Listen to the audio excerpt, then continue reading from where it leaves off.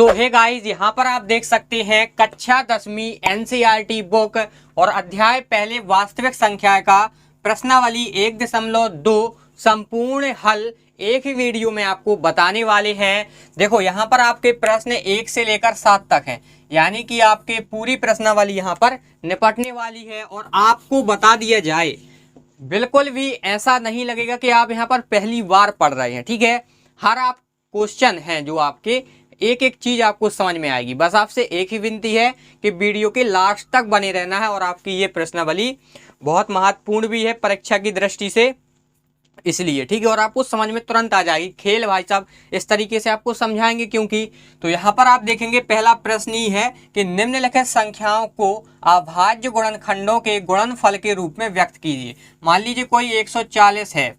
अब इसको अपन इस संख्या को क्या करना है, अभाज्य गुणनखंड करना है इस तरीके से, और अपन को जो इनके गुणनफल आएंगे वो आपको आंसर में व्यक्त करना है। तो कैसे करना है वो अपन आज की इस वीडियो में बिल्कुल सिंपल तरीके से पहले इसके देखेंगे।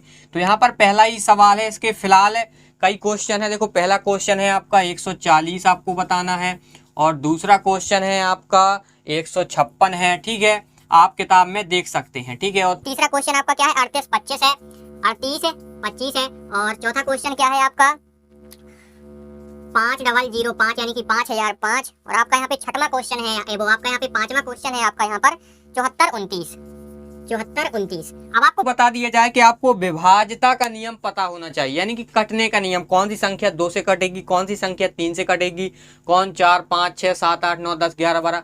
ये अगर आप सीख गए तो भाई साहब बहुत सरल है। देखो क्योंकि आप ऐसे भी काट सकते हैं आप जो अभी तक काटते आए हैं, लेकिन अगर हम विभाज्यता का नियम आप सीखना चाहते हैं तो आप अलग से वीडियो बना दी जाएगी, इसमें हम नहीं जोड़ेंगे। ठीक है, अब जैसे यहाँ पर अपन पहला ही सवाल यहाँ पर लेते हैं, तो आपको कुछ नहीं करना है, इस प्रकार से लिख लेना है 140। ठीक है, पहला सवाल है तो यहाँ पर लिख लेते हैं 140। अब आपका यहाँ पे सवाल क्या कह रहा है, अभाज्य गुणनखंड करना है। तो आपको यहाँ पर लिख लेना है कि 140 का अभाज्य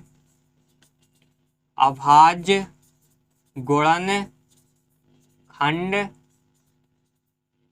ठीक है, और आपका क्या है, ठीक है, ये आपको लिख लेना है 140 का अभाज्य गुणनखंड। अब आपको यहाँ पे 140 लिख लेना है और इसके आपको गुणनखंड कर देना है। अब यहाँ पर ये 2 से कटेगा, और आपको ध्यान में रखना है छोटी से छोटी संख्या से काटना है। अगर उससे नहीं कटता है तो फिर बड़ी संख्या में जाना है। आप कभी भी गलती नहीं कर सकती हैं। तो 2 सत्ते 14 हो जाएगा, 0 कम 0 हो जाएगा। फिर 2 से काटेंगे, 2 3 6, फिर इसमें 1 हासिल जाएगी तो 10 हो जाएगा।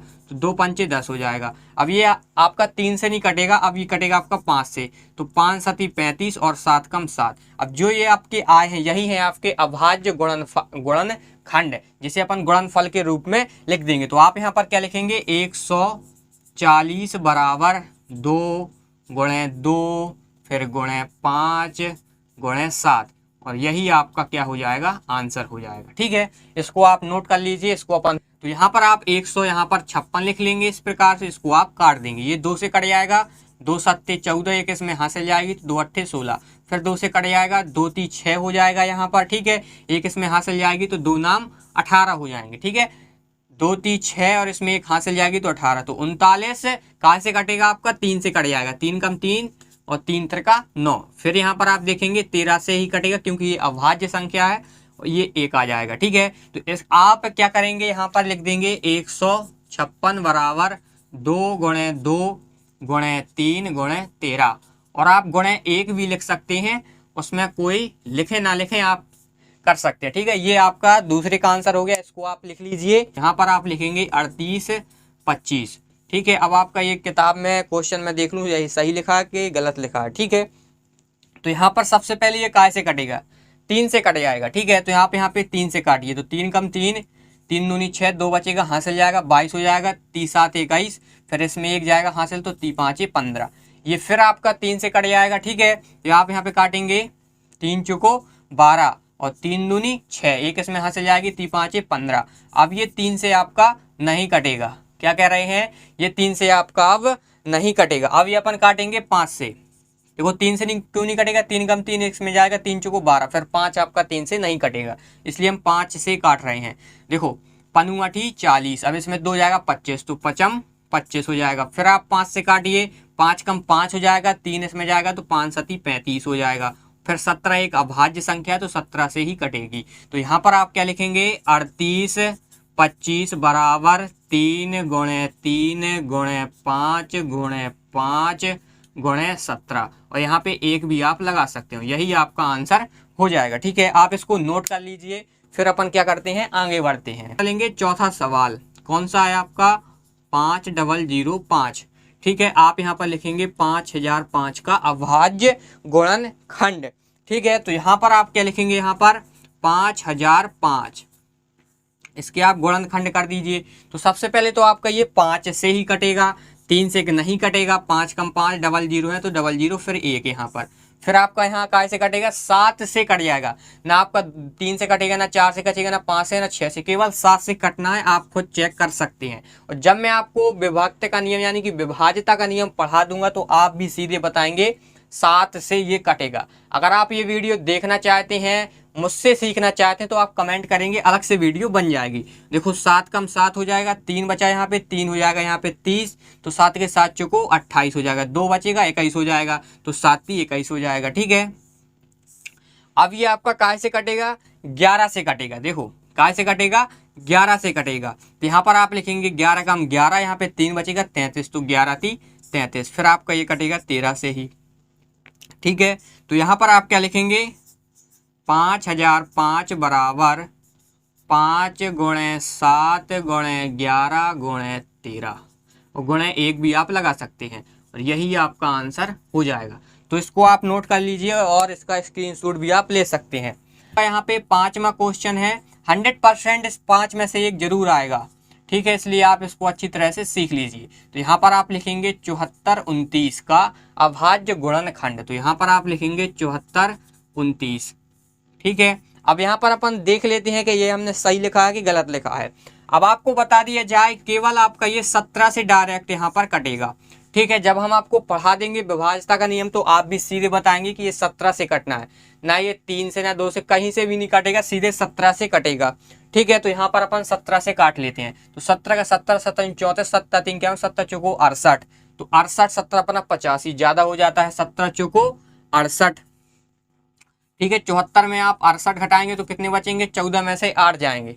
ठीक है, 14 में से आपके 8 जाएंगे तो कितने बचेंगे आपके, यहाँ पर देखो 14 में से 8, देखो ये 14 में से 8 आप घटा दीजिए तो बचेंगे आपके 6। कितने बचेंगे, 6 और यहाँ पे 0। ठीक है, तो यहाँ पे 6 बचेंगे, 6 हो जाएगा यहाँ पे 62। तो 17 का 17 17 34, 7 3 क्या 70 चौको 68 ज्यादा हो रहा है, तो 3 बार में देंगे अपन। 17 का 17 34, 17 3 51, यानी कि आपका यहाँ पे 62 में 17 17 3 51 आपका यहाँ पे घट जाएगा, तो 1 बचेगा और यहाँ पे 11, तो 119 हो जाएगा। ठीक है, अब 119 देखेंगे आता है कि नहीं आता 17 की पहाड़ी में, तो यहाँ पर देख सकते हैं ये आपका आ जाएगा लगभग 7 बार में। देखो 17 गुणे 7 आप करेंगे तो 7 7 49 हो जाएगा, 7 कम 7 और 7 4 11। ठीक है, यानी कि यहाँ पे 7 आ जाएगा। तो इस प्रकार से आपको भी पहचान लेना है। ठीक है, अब ये आपका काहे से कटेगा, ये आपका कटेगा सीधे 19 से। ठीक है, 19 को 19 दूनी 38 होता है, सॉरी 19 दूनी 38 होता है। सॉरी आप कह रहे होंगे सर आप क्या कर रहे हैं ना, 19 दूनी 38। यहाँ पे जब आप 38 घटाएंगे तो क्या बचेगा आपका, यहाँ पे देखो 39 40 41 42 43, 5 बचेगा यहाँ पे 7, तो 19 को 19 29 30 57, तो यहाँ पर 3 आ जाएगा। ठीक है, 3 आ जाएगा। तो फिर आप यहाँ पे 23 से 23 काटेंगे क्योंकि ये अभाज्य संख्या है, तो आप क्या लिखेंगे यहाँ पर 74 29 बराबर 17 गुणे 19। मेरे हिसाब से यही वाला सवाल आएगा, इसलिए आप इसको अच्छी तरह से यहाँ पर सीख सकते हैं। यही इसका आंसर है, आप इसको नोट कर लीजिए। फिर अपन आगे के क्वेश्चन बताते हैं प्रश्न क्रमांक 2 के। तो यहाँ पर आप देख सकते हैं कि हमने दूसरा सवाल लिख लिया है, पूर्णांकों के निम्नलिखित युग्मों के HCF और LCM ज्ञात कीजिए। युग्मों यानी कि जोड़ा, जैसे दो संख्याओं का जोड़ा, तो यहाँ पर आप HCF और LCM ज्ञात करना है और तथा इसकी जांच कीजिए कि दो संख्याओं का गुणनफल बराबर HCF और LCM होता है। ये आप रट लीजिए कि दो संख्याओं का गुणनफल बराबर क्या होता है, HCF और LCM। वो या आपको जो लाइन लिखी है ना वो आपको ऐसी समझाई जाएगी कि आप भी कहेंगे यार क्या समझाया है। ठीक है, तो बकवास नहीं करेंगे, आप यहाँ पर नीचे देखेंगे। पहला सवाल है आपका 26 और 91, दूसरा 510 और 92, और तीसरा है 336 और 54। तो यहाँ पर आप क्या करेंगे, हल लिखेंगे और सबसे पहले आप 26 और 91 का क्या निकालेंगे, आप गुणनखंड करेंगे। ठीक है, तो यहाँ पर 2 से काटेंगे, 2 कम 2 और 2 3 6, और फिर आप यहाँ पे 13 कम 13। ठीक है, और यहाँ पर आप इसको काटेंगे तो आप ये 13 से ही कटेगा सीधे, 13 7 91 और 7 कम 7। ठीक है, अब आप यहाँ पर क्या लिखेंगे, अभाज्य गुणनफल। जैसे मैं यहाँ पर लिख रहा हूं वैसे ही आपको यहाँ पर लिखना है आपकी बोर्ड कॉपी में और आपकी जो कॉपी है, ठीक है, पर्सनल कॉपी जो होती है। तो यहाँ पर आप क्या लिखेंगे, 26 के आपके गुणनफल क्या आए हैं, 2 गुणे 13। ठीक है, और आपके यहाँ पर 91 के यहाँ पर क्या आए हैं, 13 गुणे 7। ठीक है, अब आपको क्या निकालना है, HCF। देखो यहाँ पर हम निकाल ही दे रहे हैं, HCF आपको निकालना है। ठीक है, ये मैंने बगल में लिख दिया, आप नीचे करेंगे क्योंकि जगह नहीं है। तो HCF आपको कैसे निकाला जाता है, जो दोनों में सेम हो वही आपका कहलाता है HCF। जैसे 13 आपका दोनों में सेम है, लेकिन यहाँ पर एक भी दोनों में सेम है ना, क्योंकि आप एक भी लिख सकते हैं, लिखा करो। तो दोनों में सेम क्या है, 13 है और एक भी है, तो आप गुणा में 1 लगा सकते हैं। तो HCF आपका कितना हो जाएगा, 13। इस प्रकार से HCF निकाला जाता है। LCM कैसे निकाला जाता है, जो दोनों में सेम हो वो यहाँ पर एक बार लिख लो, जो छूट जाए चाहे वो 2 बार हो ना हो वो भी गुणा में लिख लिया जाता है। जैसे दोनों में सेम क्या है, 13, तो आप यहाँ पर एक बार लिख लेंगे 13। अब क्या क्या छूट गया है, 2 7 और 1, तो यहाँ पर गुणा में आप ये सब लिख देंगे। अब आप गुणा करेंगे तो क्या आएगा, देखो 13 7 91 और 91 दूनी होता है 182 होगा। ठीक है, ये आपका क्या निकल के आया, LCM निकल के आया। कैसे निकालते हैं HCF, जो दोनों में सेम हो वो लिख लेते हैं। ठीक है, जो यहाँ पर सेम हो वो आप यहाँ पर लिख लीजिए, और LCM में क्या करा जाता है, जो दोनों में सेम हो वो आप यहाँ पर एक बार लिख लीजिए, और जो छूट जाए जो दोनों में सेम भी नहीं है वो भी आपको यहाँ पर लिख लेना है। ठीक है, इस प्रकार से। अब आपको क्या लिखना है, यहाँ पर जांच करने पर, जांच करने पर। अब जांच करने पर यहाँ पर आपको लिखना है, फिर क्या करना है, आपको लिखना है पहली संख्या। देखो 2 संख्याओं का गुणनफल कह रहा है ना कि HCF गुणे LCM होता है, वो अपन यही सिद्ध कर रहे हैं। ठीक है, पहली संख्या गुणे दूसरी संख्या, आपको इस प्रकार से लिख लेना है, दूसरी संख्या बराबर क्या है, HCF गुणे LCM। तो आपकी पहली संख्या क्या है, 26 है। ठीक है, अब दूसरी संख्या क्या है, 91 है, और HCF क्या आया है, 13 आया है, LCM क्या आया है, 182। ठीक है, अगर अपन क्या करेंगे, इन दोनों का गुणा करेंगे, इन दोनों का आप क्या करेंगे, गुणा। अब आपको भाई साहब गुणा करना तो आना ही चाहिए, तो आपका गुणा करने से आएगा 2366, और अगर आप इन दोनों का गुणा करेंगे तो ये भी आएगा आपका 2366। देखो यहाँ पर देखो आए दोनों के, यही चीज लिखा हुआ है कि 2 संख्याओं का गुणनफल HCF और LCM के बराबर होता है। तो यही आपका है, 2 संख्या के जो बराबर होता है वो आपका LCM HCF होता है। तो ये आपका प्रूफ हो गया, यहाँ पर आप प्रूफ लिख सकते हैं या आंसर भी लिख सकते हैं। ठीक है, इसको आप नोट कर लीजिए, फिर आपको यहाँ पर दूसरा सवाल बताएंगे। तो यहाँ पर हम क्या है, अब दूसरा सवाल आपको बताने वाले हैं। तो यहाँ पर आप क्या लिखेंगे, हल। ठीक है, क्या है, 510 और आपका यहाँ पर है क्या, 92 है। तो इसका आप सबसे पहले गुणनखंड कर लीजिए। तो 2 से काटेंगे तो क्या आएगा आपका, 2 दूनी 4 और 2 पंचे 10 और 2 पंचे 10। फिर आप किससे काटेंगे, 3 से ये कट जाएगा। तो यहाँ पर आप 3 से काटिए, 3 8 ही 24, इसमें 1 जाएगा तो 3 5 15। फिर आप 5 से काटेंगे तो 5 कम 5 3 जाएगा, 5 7 35 हो जाएगा। फिर आप काय से काटेंगे, 17 से।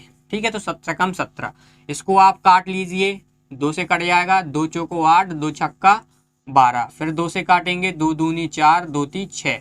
फिर आपका कटेगा, ये 23 से कटेगा, तो 23 कम 23। तो यहाँ पर आप क्या लिखेंगे, अभाज्य गुणनफल, अभाज्य गुणनफल। और आपको बता दिया जाए, केवल ये 2 संख्याओं पर ही लागू करता है, ये जांच करने के लिए। 3 संख्याओं के लिए अलग होता है। ठीक है, आप ये 3 संख्याओं में ना बैठा दें कि 3 संख्या बराबर HCF गुणे LCM। ठीक है, ये आपका नहीं होगा, 2 संख्याओं में ही लागू होता है। तो ये आपके क्या है, 510 के यहाँ पर क्या क्या आए हैं, 2 गुणे 3 गुणे 5 गुणे 17। ठीक है, और 92 के आपके यहाँ पर क्या आए हैं, 2 गुणे 2 गुणे 23। अब आपको यहाँ पर क्या निकालना है, HCF और LCM। तो HCF हमने कैसे बताया था, जो दोनों में सेम हो वो होता है। ठीक है, अब दोनों में सेम क्या है, 2 है, केवल देख सकते हैं 2 है, तो आप यहाँ पर 2 लिख लीजिए। और गुणे में 1 भी आप लगा सकते हैं, कोई फर्क नहीं पड़ता है, क्योंकि गुणे 1 तो सब में आता ही है।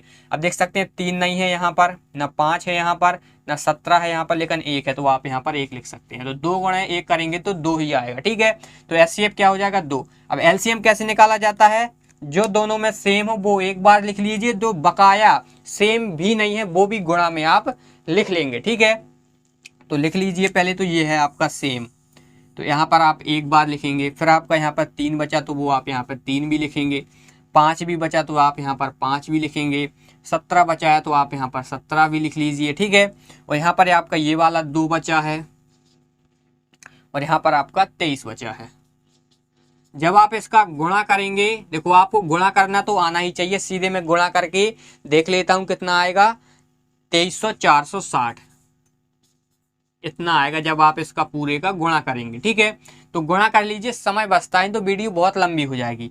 अब हमको क्या करना है, जांच, तो आप यहाँ पर क्या लिखेंगे, जांच करने पर, जांच करने पर, तो आप यहाँ पर लिखेंगे पहली संख्या, पहली संख्या गुणे दूसरी संख्या बराबर एलसीएम गुणे एचसीएफ। आप आगे पीछे लिख सकते हैं, चाहे एचसीएफ यहाँ लिख दें, एलसीएम यहाँ लिख दें, कोई दिक्कत नहीं है। तो पहली संख्या क्या है आपका 510 गुणे दूसरी संख्या क्या है 92। एलसीएम क्या आया है आपका 2300 460 गुणे एचसीएफ कितना आया 2। ठीक है, जब आप क्या करेंगे, इन दोनों का गुणा करेंगे तो भाई साहब आपका आएगा कितना 46, कितना आएगा 46 920 आएगा। ठीक है, आपको जो गुणा करना आना चाहिए। ठीक है, गुणा आप कर लीजिए, सीधे सीधे गुणा ही करना है। और ये भी आपका जब इन दोनों का आप गुणा करेंगे तो आएगा आपका 46 920। ठीक है, ये आपका प्रूफ हो चुका है। ये आपका आंसर भी पूरा हमने लगा दिया है, इसका आप स्क्रीनशॉट ले लीजिए। और यहाँ पर हम आप तीसरा सवाल आपको बताते हैं। तीसरा सवाल अपन यहाँ पे सॉल्व करेंगे, 336 और 54। इसको अपन 2 से काटेंगे, 2 कम 2 इसमें 1 जाएगा, 2 छक्का 12, फिर इसमें 1 जाएगा, 2 अट्ठे 16, फिर 2 अट्ठे 16, 2 चौको 8, 2 चौको 8, 2 दूनी 4, फिर 2 दूनी 4, 2 कम 2, 3 7 21 और 7 कम 7। इसको काट लेते हैं, 2 दूनी 4, 2 सत्ते 14, 3 नाम 27, 3 त्रिका 9 और 3 कम 3। अब आपको यहाँ पर एचसीएफ और एलसीएम थोड़ा अलग तरीके से आपको बताएंगे, है ना, क्योंकि आपको इसलिए बताएंगे क्योंकि आपको आगे पता चल जाएगा।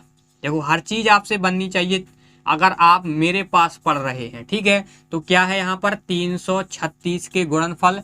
देखो अब देखो हम आपको अलग तरीके से यहाँ पर लिखना सिखाएंगे। यहाँ पर 2 कितनी बार है, 1 2 3 4 बार है, तो 2 की घात आप यहाँ पे 4 लिख देंगे। 3 आपका यहाँ पे कितनी बार है, 1 बार है, तो 1 बार लिख दीजिए। 7 यहाँ पर कितनी बार है, 1 बार है। ठीक है, अब यहाँ पर आप देख सकते हैं 54। अब आपका यहाँ पे 2 कितनी बार है, 1 ही बार है, तो आप यहाँ पर 2 की घात 1 लगा देंगे। 3 कितनी बार है, 3 बार है, तो 3 की घात 3 लिख दीजिए। अब हमने ऐसा क्यों लिखवाया आपको आगे पता चल जाएगा। तो आप सबसे पहले क्या निकालेंगे, एचसीएफ, फिर निकालेंगे एलसीएम। अब देखो ऐसे हमने क्यों लिखवाया, अब ये तो बहुत छोटी थी तब भी हमने देखो 2 की घात 4 बार, तो अब 2 गुणा 2 थोड़ी ना लिखते रहेंगे। और जब और बड़ी संख्याएं आएंगी तो आप यहाँ पे जाने कितनी बार 2 2 आएंगे, 3 3 आएंगे, तो आप घात के रूप में लिख लीजिए। एलसीएम और एचसीएफ निकालने में दिक्कत आपको नहीं जाएगी। देखो वो कैसे आप यहाँ पर सीखेंगे तुरंत। अब एचसीएफ आपको कैसे निकालना है, देखो आपको यहाँ पर एचसीएफ इस प्रकार से निकालना है, जो न्यूनतम घात, क्या कह रहा हूँ, जो न्यूनतम घात दोनों में सेम हो, न्यूनतम घात जो दोनों में सेम हो वो क्या कहलाता है, एचसीएफ होता है। ठीक है, तो यहाँ पर देख सकते हैं क्या है, न्यूनतम घात दोनों में सेम। पहले तो 2 है, तो आप सबसे पहले क्या लिखेंगे, 2 लिख लीजिए। न्यूनतम घात वाली लिख लेना है जो दोनों में सेम हो। अब यहाँ पर देख सकते हैं 3 की घात दोनों में सेम है, तो न्यूनतम घात वाली लिखना है, तो 3 की घात 1 लिखेंगे, 3 की घात 3 नहीं लिखेंगे। न्यूनतम घात वाला लिखना है जो दोनों में सेम हो। तो यहाँ पर देख सकते हैं 7 तो है नहीं, लेकिन 1 है, तो 1 लिखे ना लिखे कोई मतलब नहीं है। तो 2 गुणे 3 करेंगे तो क्या आएगा, 6। इस प्रकार से एचसीएफ निकालेंगे तो बिल्कुल सरल है, जब आप यहाँ पर बड़ी संख्या हो जाएंगी। अब एलसीएम कैसे निकालना है, जो दोनों में अधिकतम घात हो, जो दोनों में सेम अधिकतम घात हो वो आपको लिखना है, अधिकतम घात वाला जो दोनों में सेम हो, और फिर जो सेम ना बचे फिर आपको वो लिख लेना है गुणा में। अब जैसे दोनों में अधिकतम घात हो, जो दोनों सेम हो, तो यहाँ पर देख सकते हैं ये दो दो सेम है और अधिकतम घात वाला लिखना है, यानी कि 2 की घात 4 वाला। ठीक है, यहाँ पर देख सकते हैं 3 है दोनों में सेम, लेकिन अधिकतम घात वाला कौन है, 3 है, 3 की घात 3 वाला है। अब यहाँ पर देख सकते हैं 7 भी आपको यहाँ पर लिखना पड़ेगा, 7 की घात 1 है।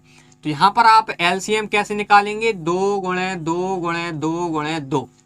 ठीक है, ये 4 बार है ना, फिर आपका ये 3 बार है इस प्रकार से, और गुणे आपका 7 है।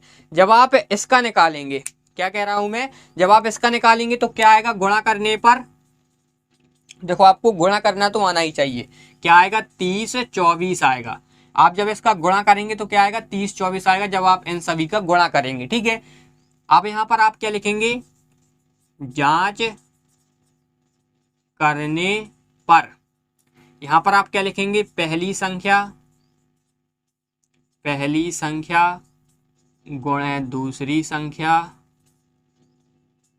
बराबर HCF गुणे LCM। तो पहली संख्या क्या है आपकी 336 गुणे 54 बराबर HCF क्या आया है आपका 6 और LCM क्या आया है 30 24।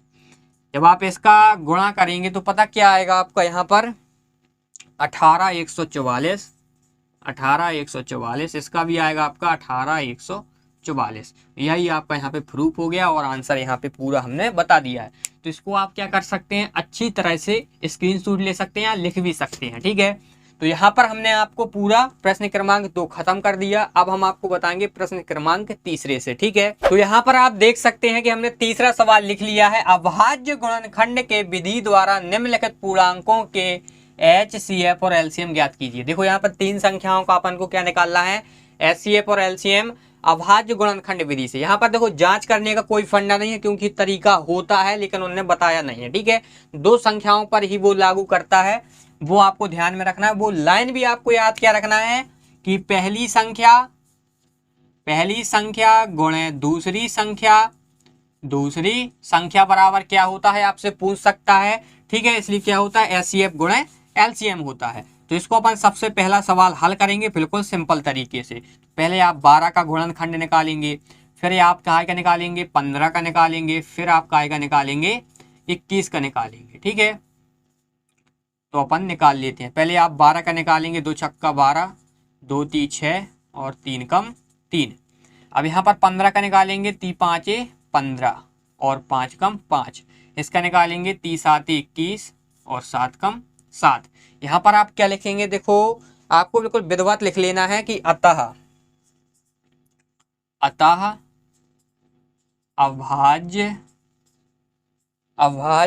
गुणनखंड। आप इस तरीके से किताब में लिखिए आप अपने, कि आपको देखने में अच्छा लगे। अतः अभाज्य गुणनखंड क्या है आपके यहाँ पर, 12 की क्या है आपके यहाँ पर 2 की। अब देखो कैसे हमने बताया था, 2 कितनी बार है 2, तो 2 की घात 2 लगा दो। 3 कितनी बार है 1 बार है, तो 1 लिख दो। ठीक है, अब यहाँ पर आप क्या लिखेंगे, 15 की लिखेंगे। तो यहाँ पर देख सकते हैं 3 की घात यहाँ पर 1 होगी, क्योंकि 3 1 बार है और 5 1 बार है। और यहाँ पर देखेंगे 21, तो 21 कितनी बार है, वो 3 कितनी बार है 1 बार है, और 7 भी आपका 1 बार है। अब आपको यहाँ पर क्या ज्ञात करना है, आप यहाँ पर नीचे ज्ञात करेंगे, लेकिन मैं यहाँ पे बगल में इसलिए ज्ञात कर रहा हूँ क्योंकि जगह नहीं है।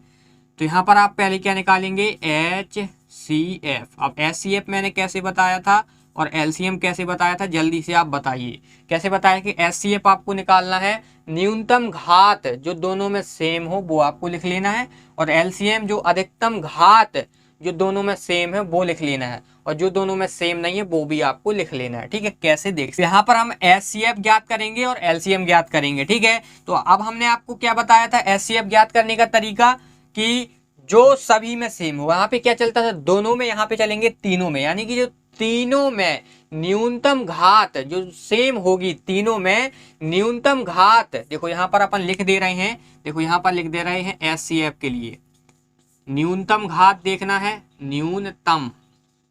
न्यूनतम घात, और LCM में क्या देखना है, अधिकतम घात, ये आपको देखना है। ठीक है, तो हमने HCF में क्या बताया, तीनों में जो न्यूनतम घात होगी वो आपको लिख लेना है। ठीक है, तो यहाँ पर देख सकते हैं न्यूनतम घात सबसे पहले यहाँ पर देख सकते हैं 2, तो यहाँ पर 2 ना इसमें है ना इसमें है, तो 2 भी नहीं हो सकता। अब देखेंगे 3, 3 इसमें है, 3 इसमें है, 3 इसमें है, तो आप इसको 3 लिख लेंगे यहाँ पर। ठीक है, और यहाँ पर देख सकते हैं कि अब 5 है, 5 इसमें है लेकिन इसमें नहीं है। ठीक है, 7 देखेंगे तो 7 इसमें है लेकिन इसमें नहीं है, इसमें नहीं है, लेकिन 1 है, तो 1 लिखें ना लिखें कोई दिक्कत नहीं रहती। तो HCF क्या हो जाएगा 3। अब LCM मैंने क्या बताया था, जो तीनों में अधिकतम घात होगी सेम होगी वो आपको लिखना है। देखो जैसे यहाँ पे 2, तो यहाँ पर 2 है, यहाँ पर 2 नहीं है ना, यहाँ पर 2 है, तो ये आप अभी छोड़ दीजिए। 3 देख सकते हैं, 3 सभी में है, तो अधिकतम घात वाला लिखेंगे तो 3 की घात 1 ही है, तो आप 3 का घात 1 लिख लीजिए। अब यहाँ पर 2 किसी में सेम नहीं है लेकिन आपको लिखना है, देखो कैसे, यहाँ पर आप क्या लिखेंगे 2 की घात 2 लिख लेंगे। ठीक है, फिर आप देखेंगे 5 भी है तो आपको यहाँ पर 5 भी लिखना पड़ेगा। ठीक है, सेम के बाद जो बचता है वो भी लिखना पड़ता है, और 7 भी है तो आप यहाँ पर क्या लिखेंगे 7। तो आपका LCM क्या हो जाएगा 3 गुणे 2 गुणे 2 और गुणे 5 गुणे 7। जब आप इसका गुणा करेंगे तो बताइए क्या आएगा। देखो मैं तो देखूंगा क्योंकि मैंने गुणा पहले से कर रखा है, तो इसका आंसर क्या आएगा 420। क्या आएगा 420, यही आपका आंसर हो जाएगा। ठीक है, क्या हो जाएगा आपका, यही आंसर हो जाएगा। इसका आप स्क्रीनशॉट ले सकते हैं, मैं हट जा रहा हूँ गिर ना जाऊं कहीं, अरे यार। तो इसका आप स्क्रीनशॉट ले चुके हो तो आप इसको मिटा लेते हैं। यहाँ पे दूसरा निकालेंगे 17 का। ठीक है, 17 का निकालेंगे, और काय का निकालेंगे 23 का निकालेंगे, और निकालेंगे अपन 29 का निकालेंगे। ठीक है, 17 17 से ही कटता है, 23 23 से ही कटता है, और 29 29 से ही कटेगा। ठीक है, तो इसका आप क्या लिखेंगे, अतः अभाज्य गुणनखंड, इस प्रकार से। अब यहाँ पर आप निकालेंगे HCF। तो सबसे पहले आपको क्या लिख लेना है, 17 के क्या है 17 ही है। ठीक है, घात लगाएं ना लगाएं कोई दिक्कत नहीं है, 23 का 23 ही हो जाएगा, और 29 का 29 ही हो जाएगा। अब यहाँ पर आप क्या निकालेंगे HCF। आप यहाँ पर देख सकते हैं कोई सेम नहीं है, तो आपको पता है हम 1 लिख सकते हैं। तो जब किसी में सेम नहीं रहता तो सीधे सीधे मतलब रहता है कि 1 उसका HCF होगा। अब सीधे सीधे मतलब नहीं, हम सबसे पहले आपको बताते जा रहे हैं कि आपको 1 लिखना जरूरी है।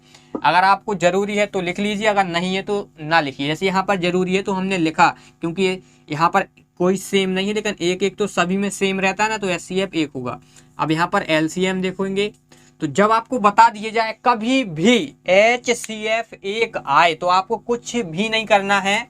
जितनी भी यहाँ पर आपको संख्या दी गई है, जितने भी का यहाँ पर, उनका आपस में गुणा कर लीजिए, वही कहलाता है LCM।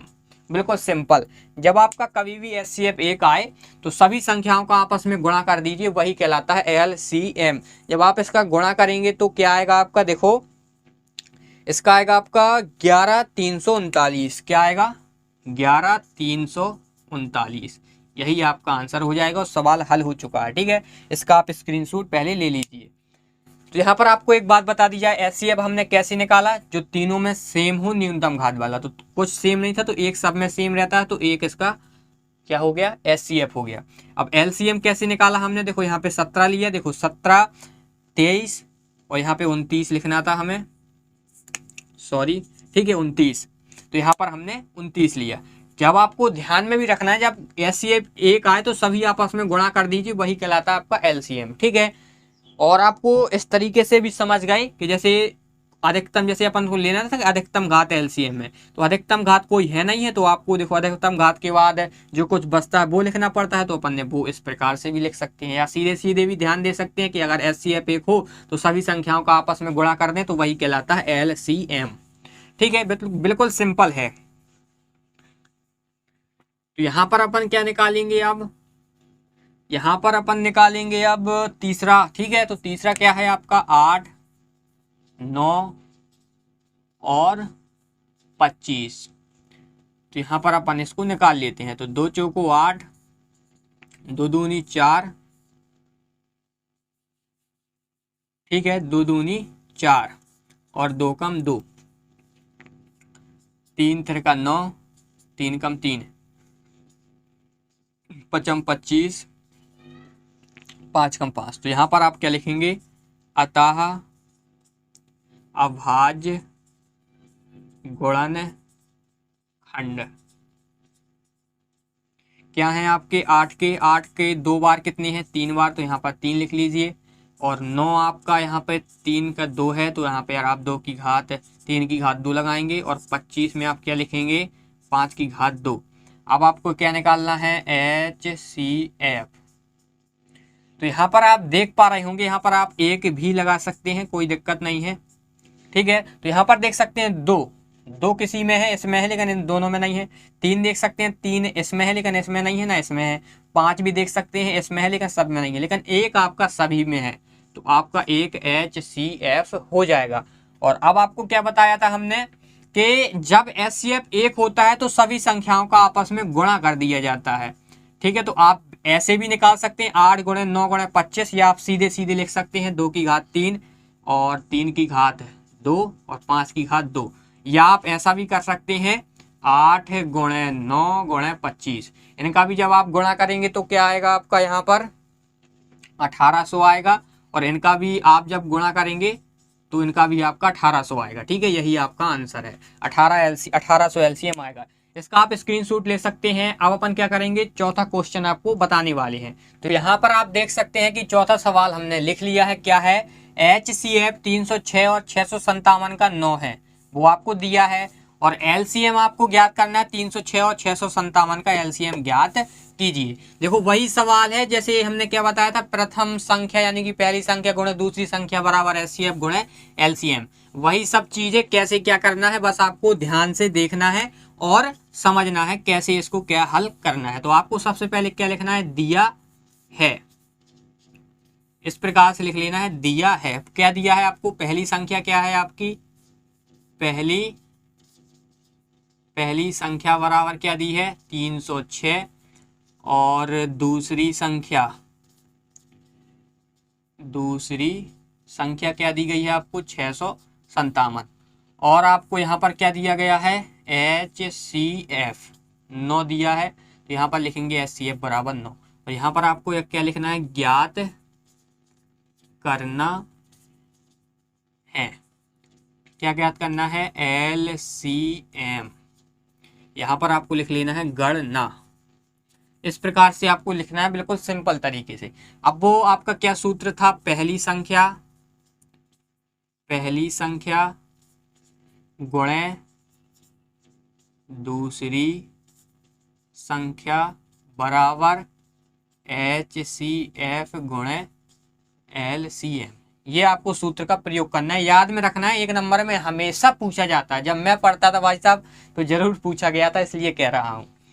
तो यहाँ पर आपकी पहली संख्या क्या है, 306, तो आप यहाँ पर क्या लिखेंगे, 306 गुणा लगाएंगे। दूसरी संख्या क्या है, 657 बराबर HCF आपका क्या है, 9।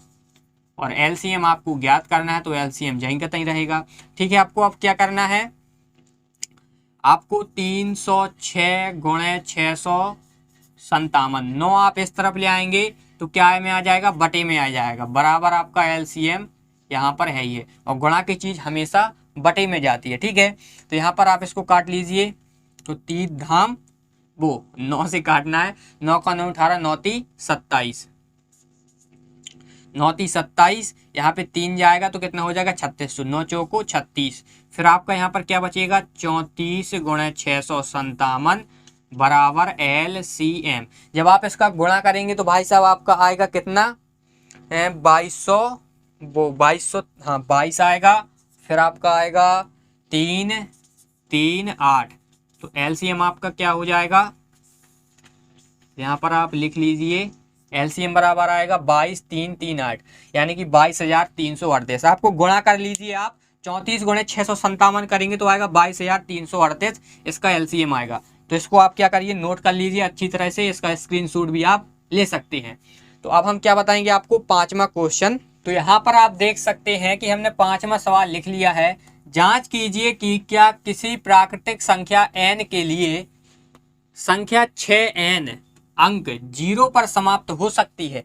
देखो इसका कहने का मतलब क्या है वो आप समझिए। देखो वो कह रहा है जांच कीजिए क्या किसी प्राकृतिक संख्या n के लिए, अब n के लिए तो क्या संख्या दी गई है 6n, जो आपकी 6n है, वो जो आपका अंक 6n है वो 0 पर समाप्त हो सकती है कि नहीं हो सकती है। देखो आपका यहाँ पर 6 की घात n भी आ सकता था सवाल में, 8 की घात n भी आ सकता था, 4 की घात n भी आ सकता था और 10 की घात भी n आ सकता था। ये नहीं है कि केवल 6 की घात n ही आएगा। तो आपको इस प्रकार से समझना है कि चाहे आपका कुछ भी आ जाए 6 की जगह तो आप हल कर सकते हैं। तो यहाँ पर आपको क्या लिख लेना है, हल। तो आपको सबसे पहले एक अच्छी सी लाइन लिख देना है। देखो आपको वो क्या लिखना है, यदि, क्या लिख देना है, यदि कोई संख्या 0 पर समाप्त होना चाहती है तो उसके अभाज्य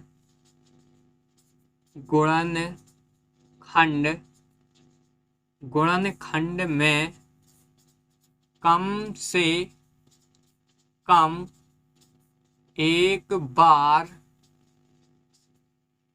2 × 5 आना चाहिए, 2 × 5 आना चाहिए।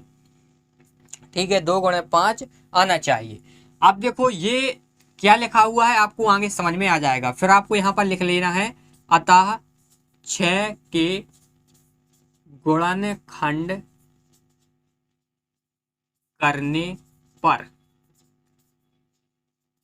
अब यहाँ पर आप 6 के गुणनखंड करिए तो यहाँ पर क्या लिखेंगे आप, 2 × 6 और 3 × 3।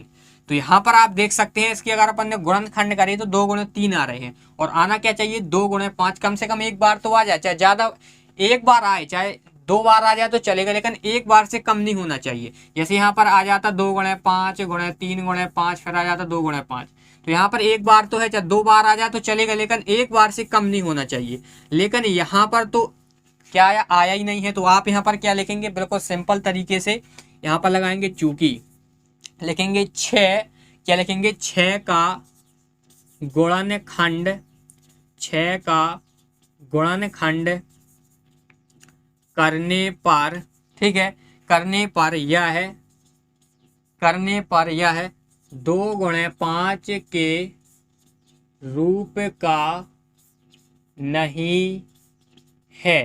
क्या है, नहीं है। अर्थात क्या लिखेंगे आप, अर्थात लिखेंगे, अर्थात यह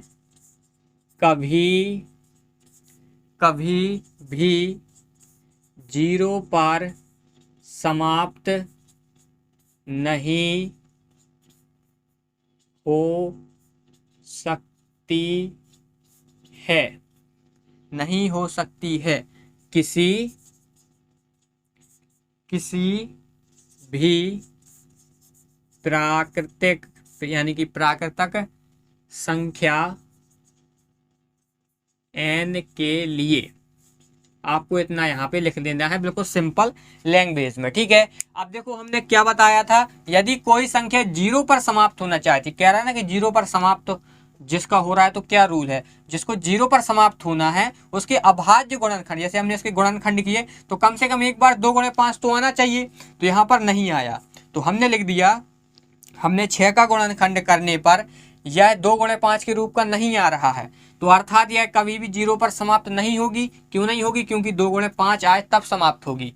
तो हमने लिख दिया जब समाप्त नहीं हो सकती किसी भी प्राकृतिक संख्या n के लिए। पूछ रहा है ना प्राकृतिक संख्या n के लिए होना चाहिए, तो भाई साहब नहीं हो रही है, किसी भी प्राकृतिक संख्या n के लिए नहीं होगी। अगर 6 की जगह 10n होता तो इसका अगर अपन गुणनखंड करते तो आता 2, यहाँ पर आता 5, फिर आप 5 से काटते तो आ गया 2 × 5।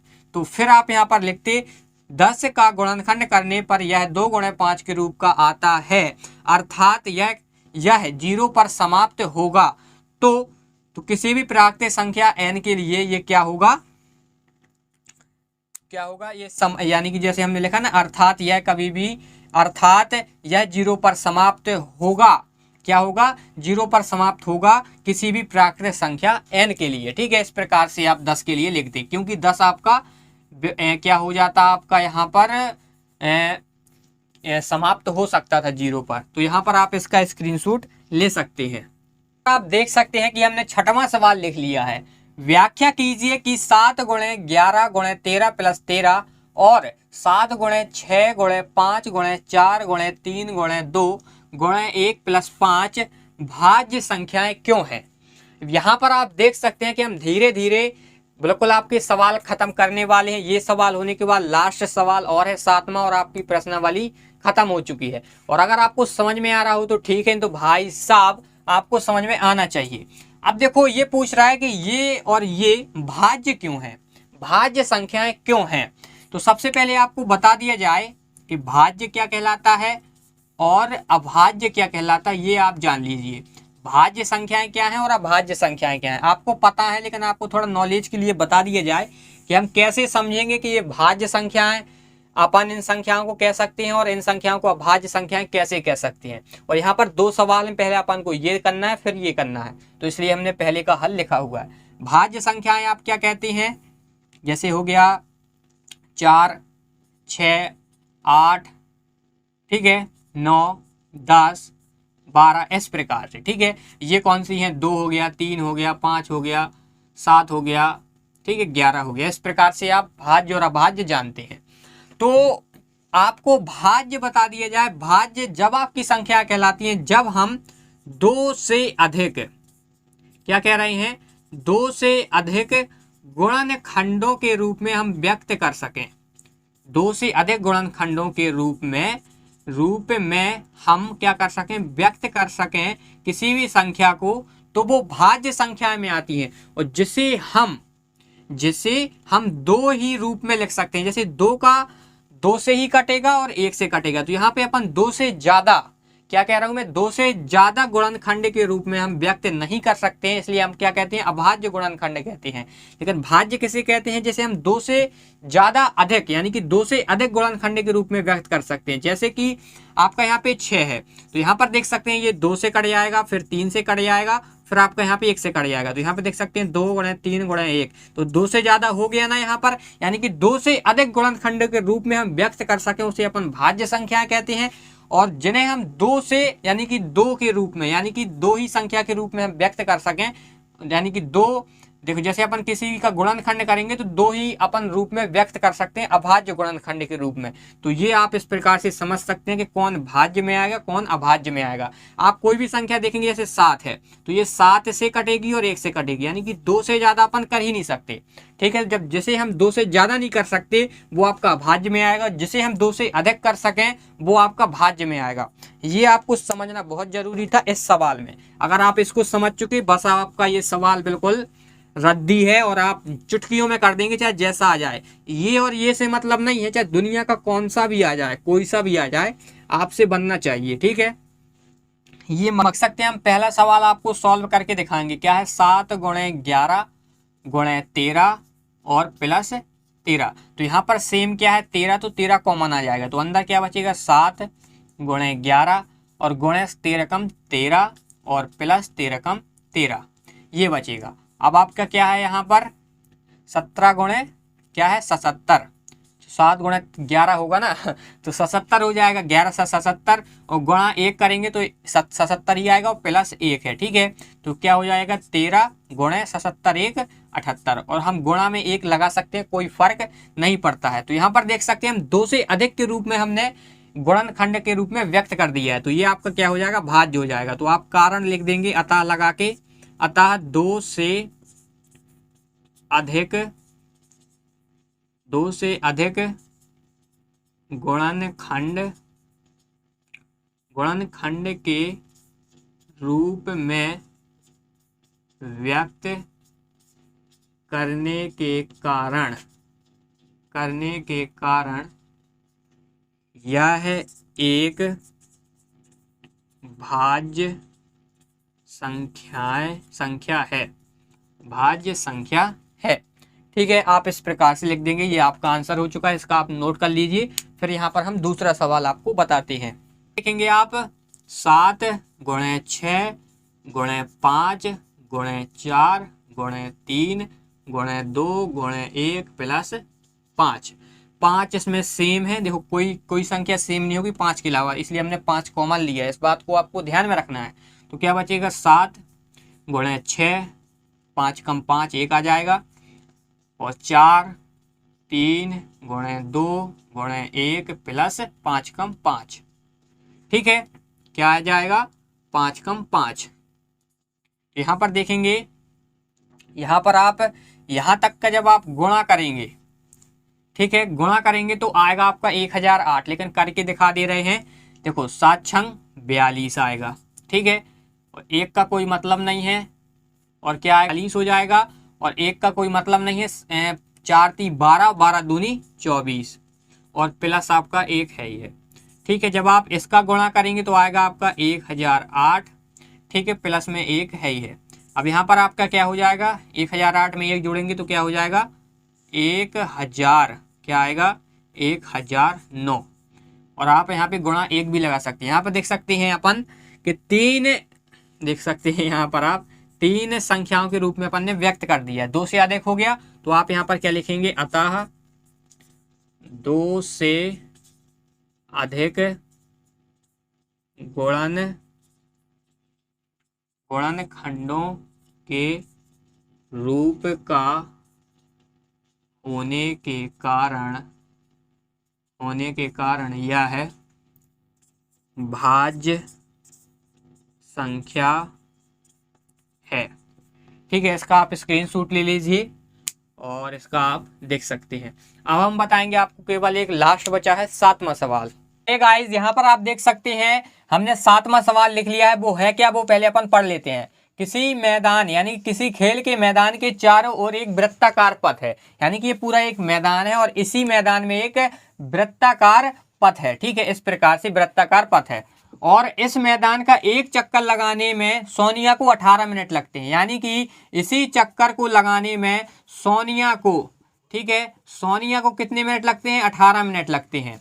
और जबकि इसी मैदान का एक चक्कर लगाने में रवि को 12 मिनट लगते हैं। ठीक है, रवि को यही चक्कर लगाने में कितने लगते हैं, 12 मिनट लगते हैं। फिर कह रहा है मान लीजिए कि वे दोनों एक ही स्थान, यानी कि ये स्थान है आपका ए स्थान और एक ही दिशा, मान लीजिए ये आपकी यही वाली दिशा है। ठीक है, चलना प्रारंभ करते हैं। ठीक है, इस प्रकार से यहाँ पर ये चलना प्रारंभ करते हैं, इस प्रकार से यहाँ पर चलना प्रारंभ करते हैं। तो चलते हैं, एक ही दिशा में चलते हैं, तो एक ही दिशा, इस प्रकार से दोनों इसी तरफ से जाते हैं। ऐसा नहीं है कि रवि इस तरफ से जा रहा है, सोनिया इस तरफ से जा रही है, दोनों एक ही दिशा में चल रहे हैं। अब आपसे पूछ रहा है कितने समय बाद वे पुनः प्रारंभिक स्थान पर मिलेंगे, यानी कि जब ये दोनों चलेंगे एक ही समय और एक ही दिशा में, तो कितने समय के बाद वह दोनों प्रारंभिक स्थान यानी कि ए पर मिलेंगे, आपसे ये क्वेश्चन पूछ रहा है। तो अब आपको पता है, देखो अधिकतम के लिए किसका यूज किया जाता है, HCF का। अब यहाँ पर अपन को न्यूनतम, देखो कई बार मिलेंगे वो, लेकिन यहाँ पर अपन को सबसे कम समय निकालना है। तो LCM अपन क्या निकालेंगे, 18 और 12 का LCM निकाल लेंगे तो हमें पता चल जाएगा कि ये कितने समय के बाद प्रारंभिक स्थान पर आएंगे। बिल्कुल सिंपल है, 18 और 12 का LCM निकालना है और आपका आंसर आ जाएगा। ठीक है, ये क्वेश्चन था आपका। तो आपको यहाँ पर कुछ नहीं करना है, आपको लिखना है यहाँ पर दिया है, क्या लिख लेना है, दिया है। हल यहाँ पर आप डाल लीजिए, यहाँ पर लिखना है दिया है। तो यहाँ पर आपको क्या लिखना है, दिया में सोनिया, क्या है, सोनिया, कौन है भाई सोनिया, पता ही नहीं है, चलो जो कुछ भी हो। सोनिया को कितने लगते हैं, 18 मिनट, आपको इस प्रकार से लिख लेना है। और रवि को कितने लगते हैं एक चक्कर लगाने में, 12 मिनट, 12 मिनट। ठीक है, इस प्रकार से आपको लिख लेना। फिर आपको यहाँ पे लिखना है प्रश्नानुसार, प्रश्नानुसार। अब यहाँ पर आपको कुछ नहीं करना है, इन दोनों के गुणनखंड आपको इस प्रकार से कर देना है। ठीक है, 18 और 12 के। तो देखो 2 नाम 18 और 3 त्रिका 9 और 3 कम 3, इसका आप कर दीजिए। तो यहाँ पर हो जाएगा 3 चौको, यहाँ पे 2 से काटिए, बहुत अच्छा रहेगा। 3 से काटना है, लेकिन हमने क्या बताया था, छोटी से छोटी संख्या को काटें, अगर नहीं कटता तो फिर बड़ी संख्या में जाएगी। तो 2 छक्का 12 और 2 × 6 और 3 × 3। ठीक है, अब आपको यहाँ पर क्या लिखना है, अतः अभाज्य गुणनखंड, अभाज्य गुणनखंड क्या है आपके यहाँ पर देख लीजिए आप, 18 के क्या है यहाँ पर 2 गुणे, देखो 2 कितना है, एक बार तो 2 की घात 1 और 3 है 2 बार, तो यहाँ पर 3 की घात 2 लिख दीजिए। फिर आपका यहाँ पे 12, तो यहाँ पर देख सकते हैं कि 2 आपका है 2 बार और 3 है आपका 1 बार। अब आपको क्या करना है, एलसीएम निकालना है। क्या निकालना है, एलसीएम। तो आपको पता चल जाएगा कितने कम से कम समय आपको निकालना है कि उस स्थान पर मिल सके, तो एलसीएम निकाला जाता है। और अधिकतम का यूज करा जाता है एचसीएफ में। जैसे एक क्वेश्चन था 1.1 में परेड वाला, ठीक है, उसमें अपन ने एचसीएफ निकाला था कि कितने वो पंक्ति में मार्च कर सकते हैं। इसी प्रकार से अपन इसमें एलसीएम निकालें, क्योंकि कम से कम समय में अपन को निकालना है। तो एलसीएम कैसे निकाला जाता है, जो दोनों में सेम होता है अधिकतम घात वाला लिख लिया जाता है, और जो सेम नहीं होता है वो भी लिख लिया जाता है। तो देख सकते हैं 2 आपका सेम है, लेकिन घात कौन सी लगाएंगे, बड़ी वाली, क्योंकि अधिकतम घात वाला लिखा जाता है। गुणा लगा लीजिए। अब 3 भी दोनों में सेम है, लेकिन अधिकतम घात वाला लिखा जाता है, तो 3 की घात 2 लिखेंगे। तो इसका एचसीएफ क्या हो जाएगा, 2 × 2 और 3 × 3। तो इसका एचसीएफ क्या हो जाएगा, 2 दूनी 4 और 4 × 3 12, 12 × 3 36 हो जाएगा यहाँ पर। ठीक है, यानी कि जो आपका एलसीएम है वो आपका यहाँ पर क्या आएगा, 36 आएगा। तो यहाँ पर आप देख सकते हैं कि एलसीएम आपका कितना आया, 36 आया। ठीक है, यही आप क्या लिख देंगे, अतः लगा के सोनिया और रवि को पुनः प्रारंभिक स्थान में मिलने के लिए 36 मिनट लगेंगे। ये आपका आंसर हो चुका है। इसका आप स्क्रीनशॉट ले सकते हैं, या आप क्या कर सकते हैं, लिख भी सकते हैं। तो यहाँ पर आप जब एंड तक आ ही गए हैं, तो आप एक मेरी बात सुन लीजिए। जिसने अभी प्रश्नावली 1.1 नहीं देखी इस चैनल में, डिस्क्रिप्शन में लिंक मिल जाएगी, ठीक है, आप वहां से देख लीजिए। और आपको बता दिया जाए, इस आपके चैनल में 2.5 महीने में पूरी कक्षा 10वीं की मैथ खत्म होने वाली है 2.5 महीने में। तो आप इस चैनल को सब्सक्राइब कर सकते हैं, बेल आइकन को ऑन कर लीजिए, क्योंकि आपकी रोज एक वीडियो अपलोड की जाएगी, और एक प्रश्नावली की, ना कि एक सवाल कुछ नहीं, सीधे एक प्रश्नावली को हल किया जाएगा। ठीक है, तो मिलते हैं दोस्तों नेक्स्ट वीडियो में, जब तक के लिए बाय।